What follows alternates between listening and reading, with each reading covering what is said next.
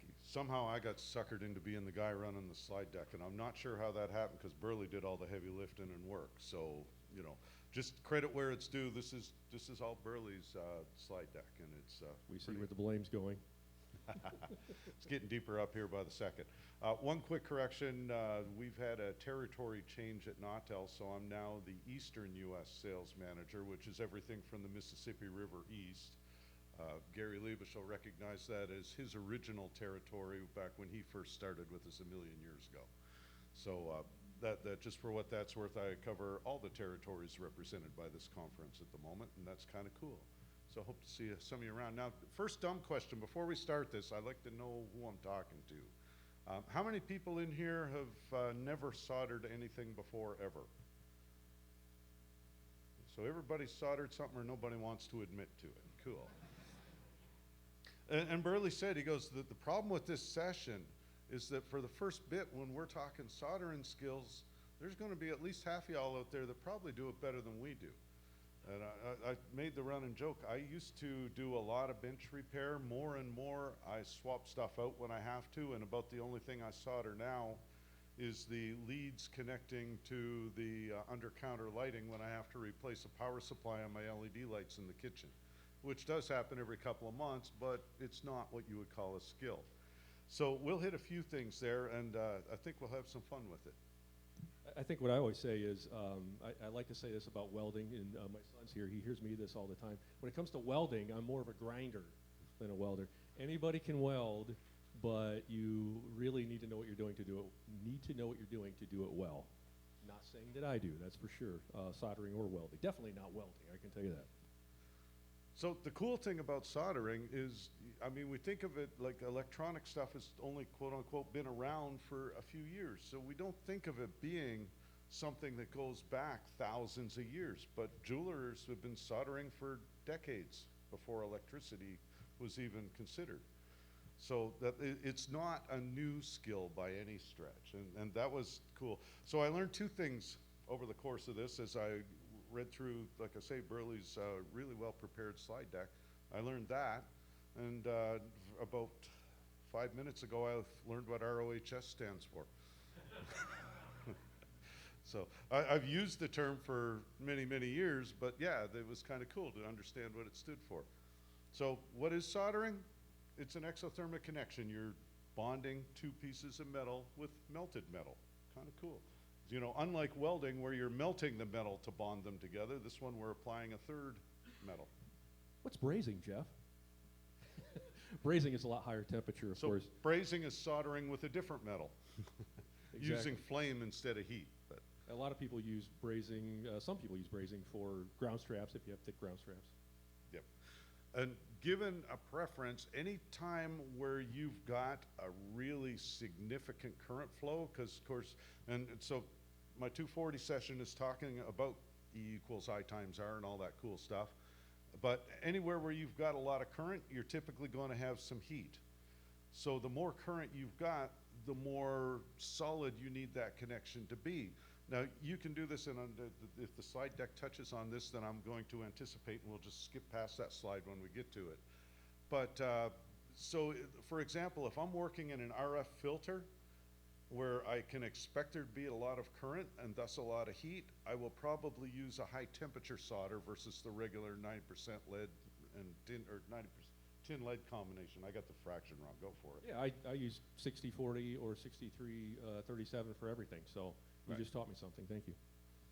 See, we don't know everything, that's for No, sure. and so the silver solder, for example, will work at a much higher temperature. The challenge becomes if you use the regular 60-40 and the filter gets really hot, it'll get warm enough, the coils will get warm enough, for example, for the solder to flow, and at that point you've got an open connection. We do use the rods, the silver solder rods for, I guess that's more of a brazing for outdoor buried grounding cable, that kind of thing though. Yeah, so like lightning protection, grounding, for example, a lot of times you'll use brazing or silphos, silver phosphor rods, which is again a type of high temperature solder that'll give you something that'll handle current again.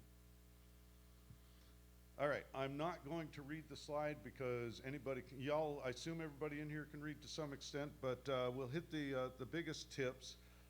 So wave soldering is something that you'll see a lot less in general use, but we use a lot in manufacturing.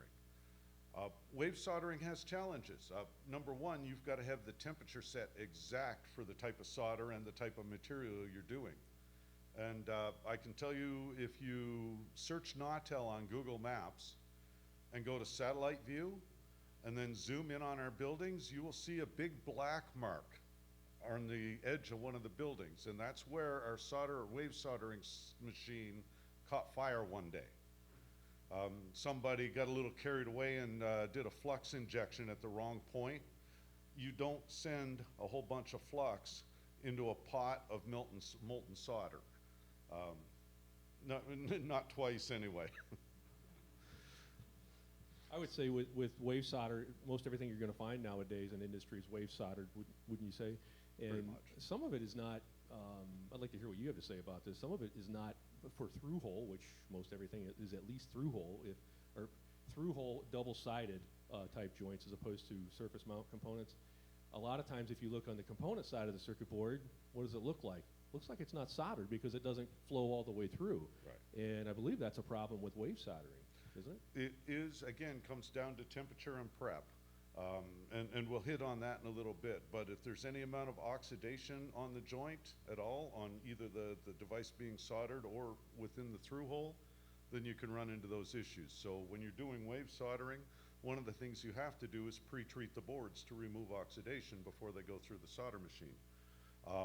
The act of mounting the components on the board is critical because especially with surface mount, if you get it off center a little bit, it won't work as well.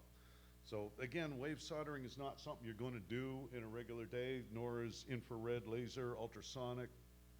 Hot air, maybe to an extent. Anybody here do any surface mount work? Couple?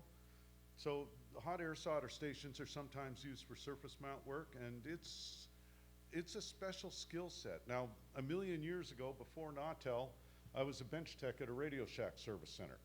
So anything east of Montreal, Canada that broke that was bought at Radio Shack was shipped back to a service depot in Halifax, and most of it crossed my bench at some point or another.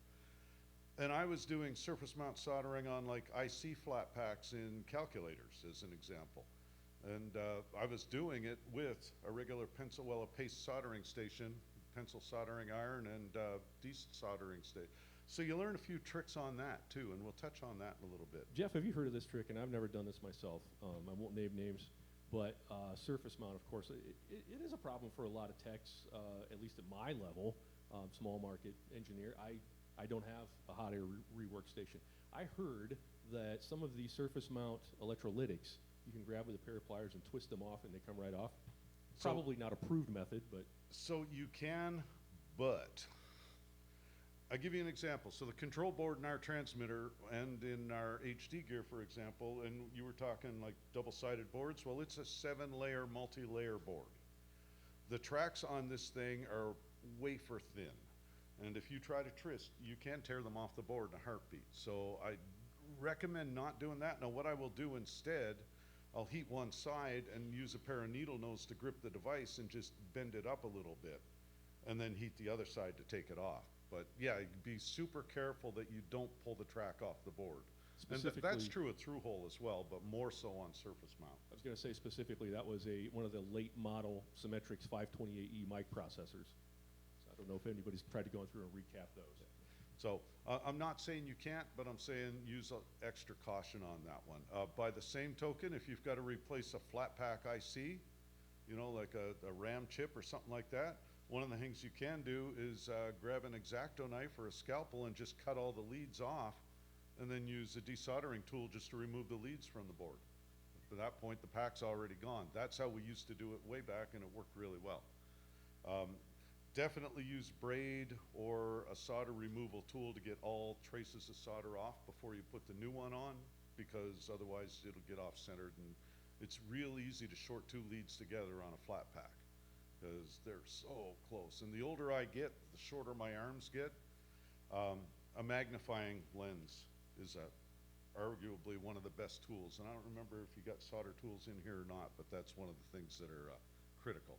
Yeah, always wear your safety glasses too, by the way. But one of the neat tricks I've learned recently, and I can't remember who told me this, and maybe this is common knowledge, but if you're doing surface mount work and when you're at the point of desoldering, unsoldering a chip, a flat type IC, is basically go over one side of the pins and just load it up with solder, and then heat it up, maybe get the greenie underneath it and pull it up a little bit if you can. And if it doesn't go up far enough, get the solder braid out and take all of the solder off on those leads, and it will pop right up. And then do the other side just the same way. Yeah, and you can also go through and just heat them one leg at a time and lift it up with a screwdriver. The dental pick is your friend when you're doing any kind of surface mount or small component soldering. And here's the cool thing, the dentist's office throw those things out by the handful on a daily basis. So next time you get a dentist appointment, say, hey, do you get any of these that are ready to be scrapped? Could I grab a handful? Ew. They sterilize them after every use. Do you think the ones that they put in your mouth have not been in somebody else's mouth? Maybe if it was mine, that's the idea. He's never going to the dentist again. So that's something to remember. Now, he's got the 4 points up here, the keys to the solder process. I guarantee you, if I walk in and you're doing a circuit board repair and you're holding a Weller 200-watt soldering gun, I am going to take a picture and it will end up on Facebook. Promise you that. Now, having said that, if you're replacing the SCR that's mounted on a big aluminum heat sink and a power supply and you got that 200-watt soldering gun, I'm going to approve. Right tool for the job.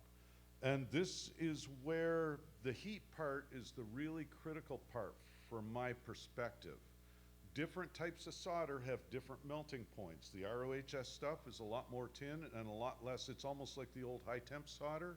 You're going to need about 600, 650 degrees for that.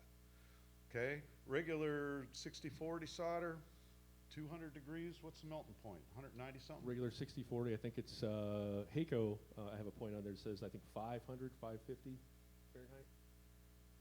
I'm just looking to see. We'll get here eventually. So there's a lot of the mechanics of solder, and I'm trying to be respectful of its time. I forget how much of it we've got. I want to 40 leave minutes. enough to hit the toolbox part, because this is the Yeah. part where everybody gets to get involved. But Let me ask this real quick. Yeah. Has anybody used a soldering iron or soldering gun in the last year? Who's used one in the last year? Okay. I'm curious about what you're soldering, because really the thing that I would solder with a gun that I can think of offhand, unless it was something, would be like a PL259 connector when we used to use Marty's. Can somebody shout out what they were using it for? Nobody's gonna admit what they were using the soldering gun for.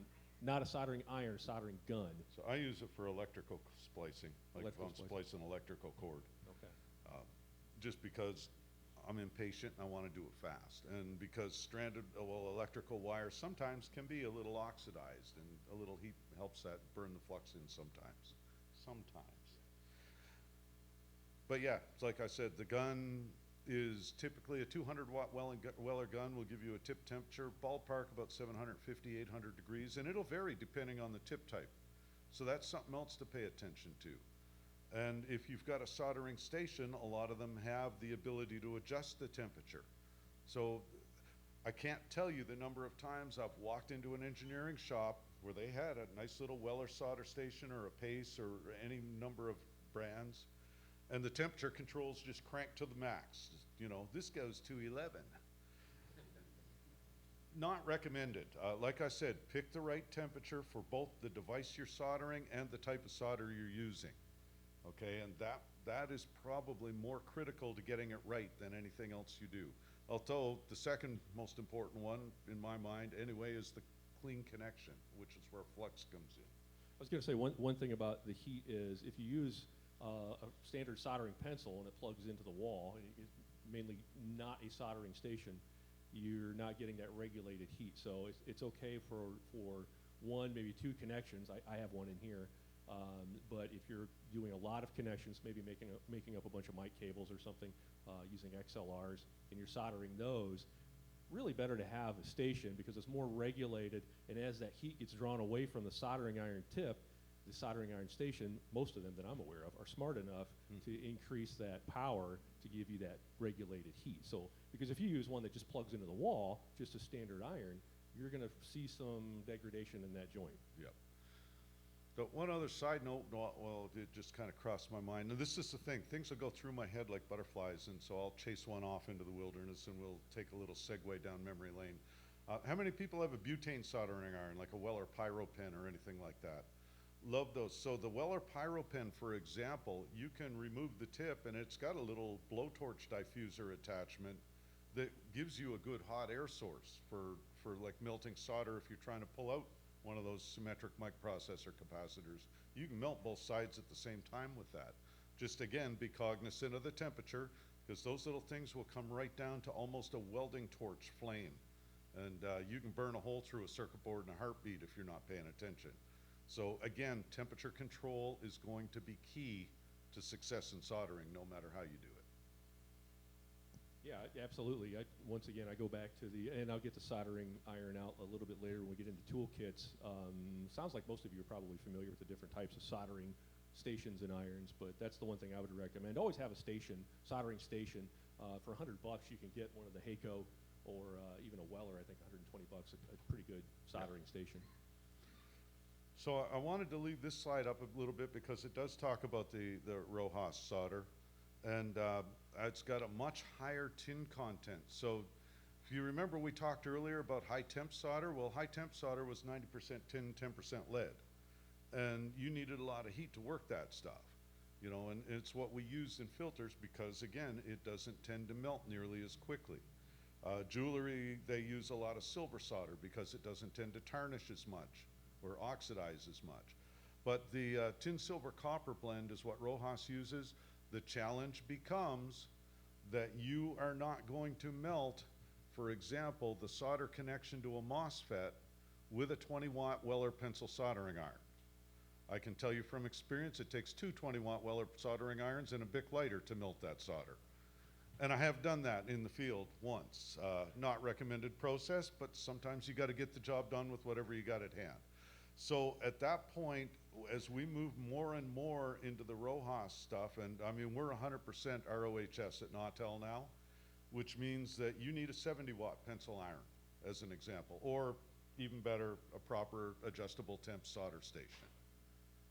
Okay, so that's just the kind of thing that you want to keep in mind. Like I said, pay attention to what you're working on, because there's still a pile of the old lead solder stuff.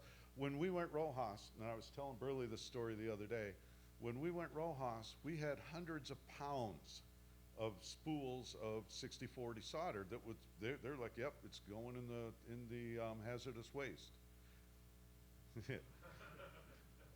Just about everybody with any soldering experience in the building has about 10 rolls of that in their toolbox at home now. So it's like, yeah, what actually ended up going to hazardous waste? Nothing. So, you know, that did our bit for the environment there, one way or the other.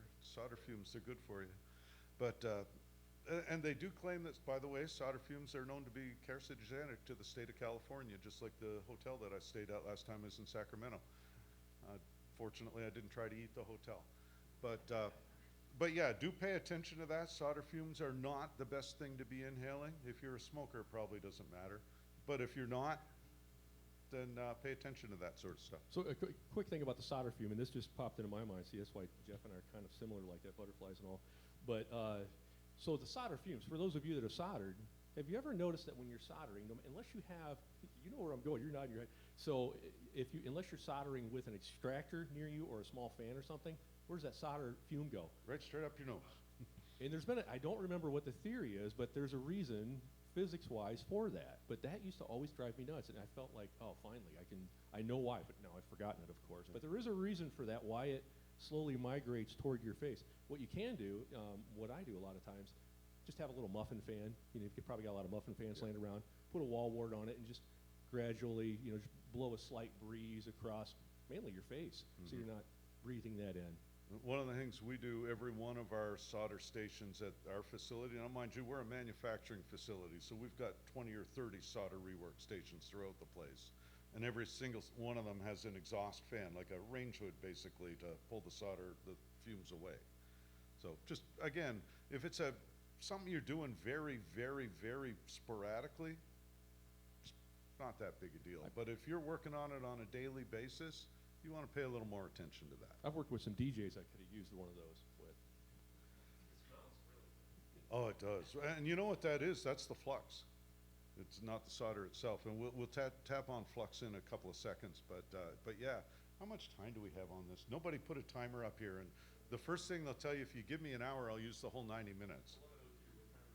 What time are we ending? 11:20. We're going to high speed this Let's because high the speed it. toolbox is the fun part.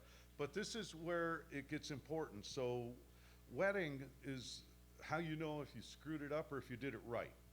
And this is where it gets critical, because this is where you will know, like I said, if you've got one that's non-wetted, like there's no wetting at all, that means your temperature's off almost always, or you've got some oxidation. It's not clean enough, okay? And if you've got good wetting, you're going to have a nice blend, a nice taper. It's going to feather right onto the board or onto the track that you're soldering to. So that's how you know you got it right in a nutshell. You can look at it and say, this is good, or oh, wow. A good way to think of that too is, what I always remember is, what do you want to see in your car hood when it rains? You want to see that water bead rise and shine and it kind of rolls right off. That's not what you want with soldering. That's the wetting action, right? It's a physical property. So you want it to, what's it look like on when were driving that old Cavalier back in your college days? It just kind of laid there and was flat and didn't go anywhere. That's what you want with soldering. That's when you know you've got that adherence to the two metals in the alloy. Gotcha. So Cavalier, not Mini Cooper. Now, again, I mentioned earlier the flux. The flux is the way we remove the oxidation.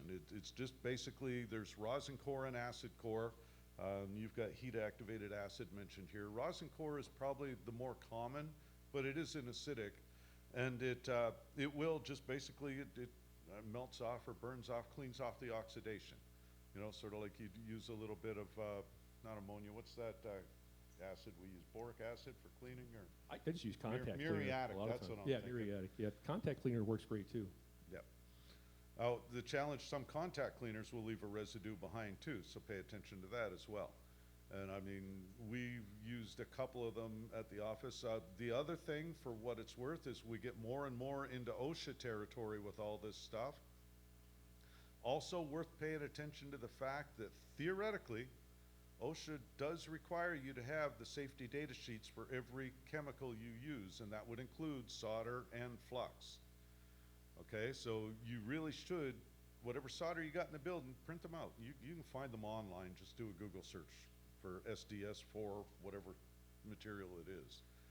But that's something that if there ever is an incident, and I'll give you an example. My ex-wife discovered she was very sensitive to solder fumes. She discovered this by ending up in the ER after running the wave soldering machine at Nautel, because she inhaled a bunch and all of a sudden she couldn't breathe.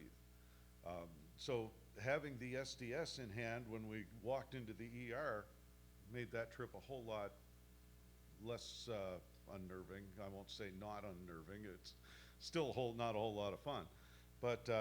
But yeah, so pay attention to that too.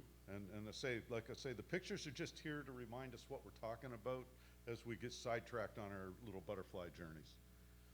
All right, so we do have the top of the different types of flux and the different forms. And again, I don't know if there's anything else you want to talk to on it, but you can get the core, the solder that's got the flux embedded in the center, or you can get separate paste flux or tube flux.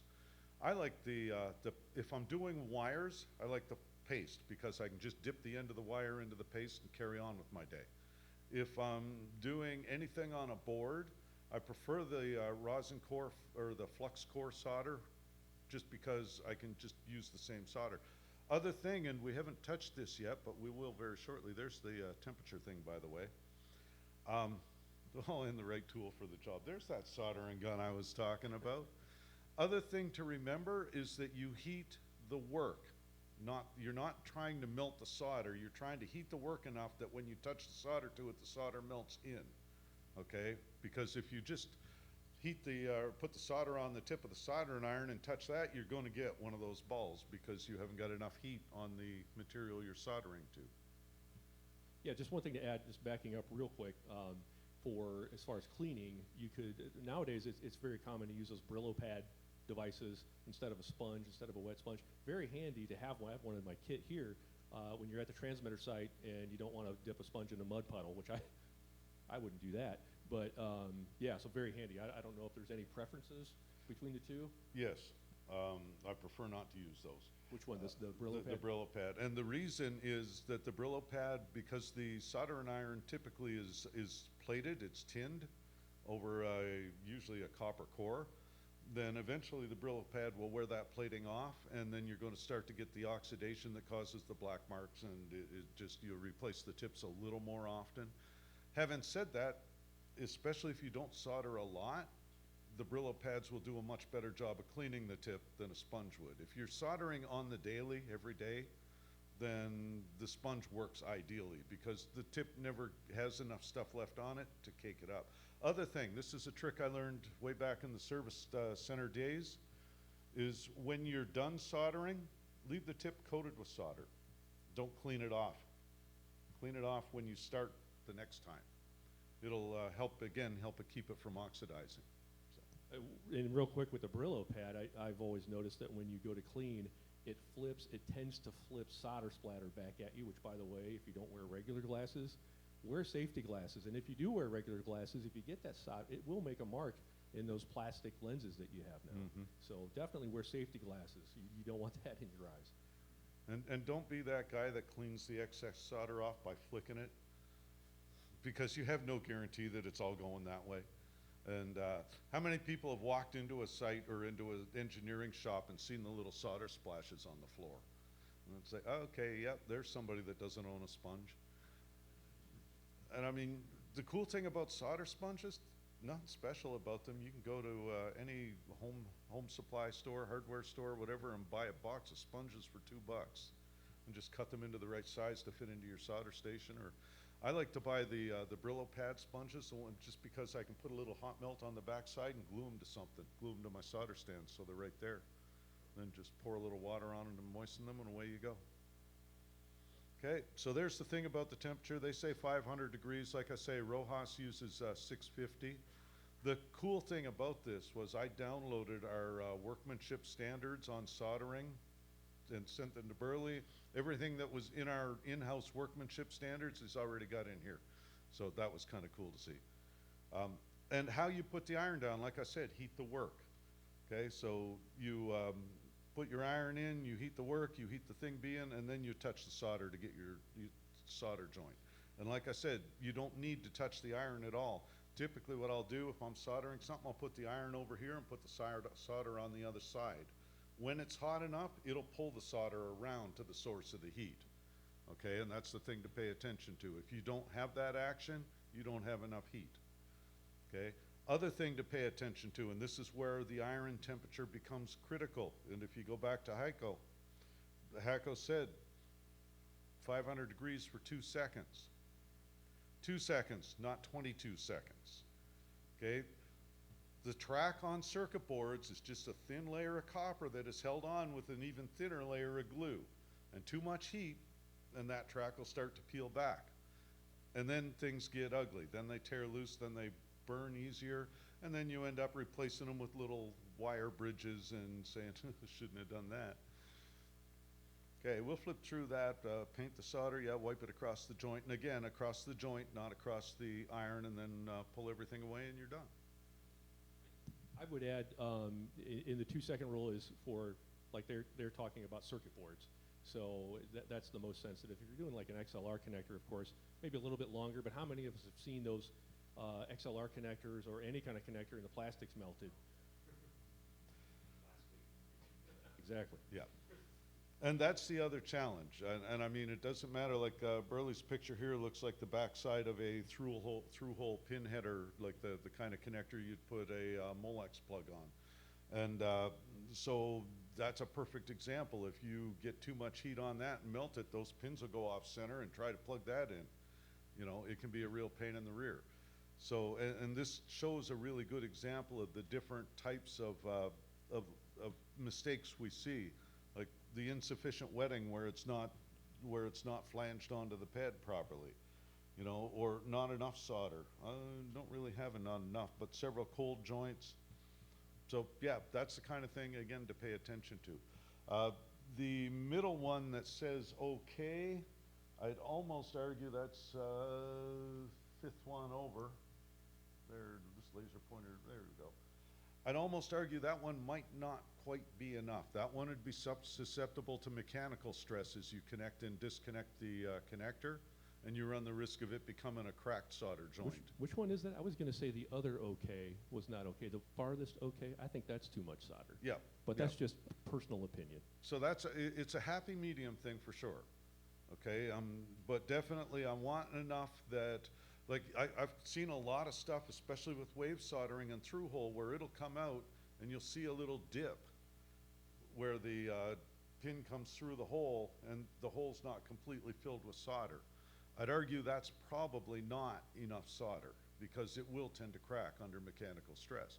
And the thing to remember, if you're dealing with a transmitter, for example, transmitters have a whole bunch of fans. They sit there and oscillate and vibrate all day long, 24/7, as long as you got them turned on.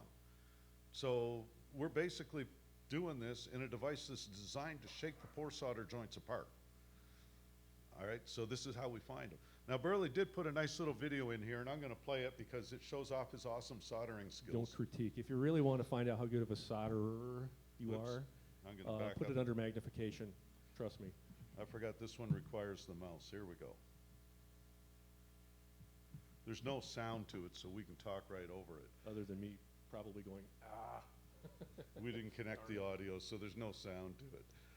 But this is one of the biggest challenges that we do run into. It sounds easy, but it's not. And look, I see I forgot to do something today. So basically you're tinning up the cups on the XLR male connector there, and then I don't know if we saw no, I didn't show that apparently. That you pre-tinned your wires. Yeah, I did pre-tin the wires. Okay. Yeah. And you can tell looking at the shield connection that he's got the tinning on the shield. But yeah, so that's all there is to it. Now, oh, there we go. I was going to say I would cheat and trim that and then probably use a pair of needle nose to hold it in place. Did you do that? There they are. See?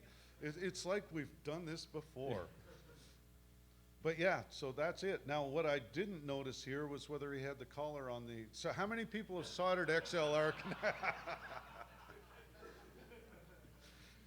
All right, I can tell by the laughter more than one. That is arguably the most common mistake when you're putting together a nitric connector or any of the XLRs. You got that little internal collar that's supposed to go over and protect the wiring. I can't tell you how many times I've just wrapped it with electrical tape and said good enough and put the shield on. I told Jeff yesterday, I do my absolute best soldering when there's no shell on that last connector. Yeah. And I can't count the number of times that I've taken those ones with almost the paper thin, it's almost like non-shrink heat shrink, and just run an X-Acto knife down to open it up and then just flip it over after. It's like, yeah. The worst is when you put it together and forget the case, because that one you're taking it apart again. Right. Yeah. But yeah, anytime you've got something like that, there's always a good chance to mess it up. All right, so that's it on solder. And any quick questions on that? We're hard up on time. We are. Yeah.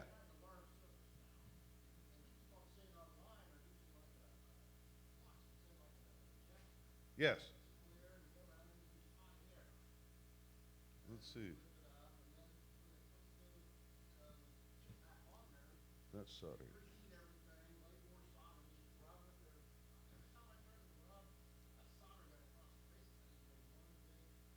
It's extremely sensitive, and, Yeah. and I'll be honest with you, it's something I've struggled with. I don't do a lot of that. I've surface mount repaired surface. Matter of fact, an Innovonics receiver not too long ago. Some of the just receivers, not necessarily the internet monitors.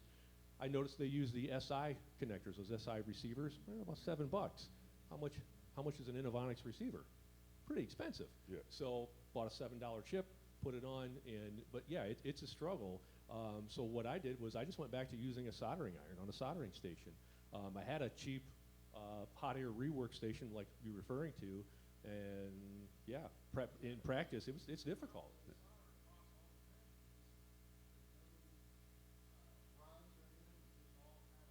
Yeah. And it does kind of have that capillary effect. So when you get everything, you get the component off the circuit board, and you clean everything up either with a solder sucker or maybe even a solder braid, and you get it as clean as you can, and then you put the flux on, and then I think you can tin up the pads. Yeah, And I mean, typically if you're removing a component, they're pre-tinned anyway because you're not getting 100% of the old solder off. And you don't need a lot on there. So, and then just slop the IC on there. And this is the way Burley does it, okay? Slop the IC on there. And then if you have the hot air rework station, heat it up to where the solder gets fluid. And then you have one of those little tweezers that you push it on. If you're like me and you've probably had too much coffee, you do it 6 or 7 times. Just push it on there until you're happy with it. So, yeah. And this is where the magnifying lens comes in. You need one of those circular lights around the lens that you can get some light on. But the other thing I do, and we didn't mention it here, but if you're doing a flat pack IC, and because it's so easy for those things to, every little breath, I mean, you look at the thing and hiccup, or if it was taco night last night, then that thing's going to be off center by the time you get, a little bit of hot melt glue will hold it in place. Just throw a little bit of hot melt on the back and jam it down there against the board to hold it tight. It's funny that I think now that, and I get a little cocky with whatever through-hole soldering I see from new equipment manufacturers. I'm like, well, I can do that. I can always through-hole solder, and that's where the wire goes through the circuit board, if some of you don't know. I can through-hole solder better than any wave machine, but the surface mount stuff, you can tell where I soldered it. Yep. I'm not there yet. It's like I said, like everything else, it takes practice. One of the cool things, so anybody familiar with a little company called Heathkit? Heathkit is still around, and Heathkit has a wave solder training kit, or a SMD training kit. It's not that much, about $100 I think. I don't remember. I sent you the link to it, Larry. But yeah, you can get Heathkit. You can get like little project kits that are totally surface mount stuff to solder.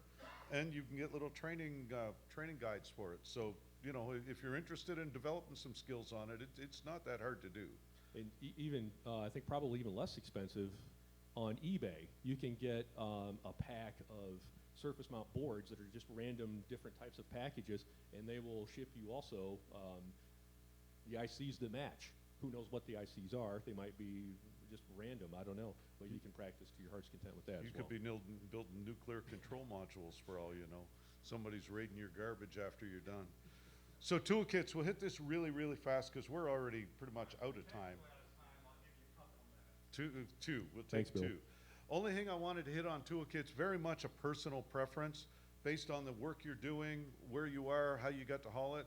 And one of the examples we use, I travel with a laptop bag that's going through TSA a lot, and almost everything in my toolkit, swag from vendors. That screwdriver I've got in the middle right below the Skyline battery pack. By the way, Skyline's here. And they have those battery packs. I stole that one in Mississippi last week. But, and everything we've got charges up, so those are really handy. That screwdriver, Innovonics has them sometimes. I got that one from Digigram. That screwdriver will completely disassemble one of my VX transmitters, except for the low voltage power supply, which does require a multi-tool because it's held in by nuts.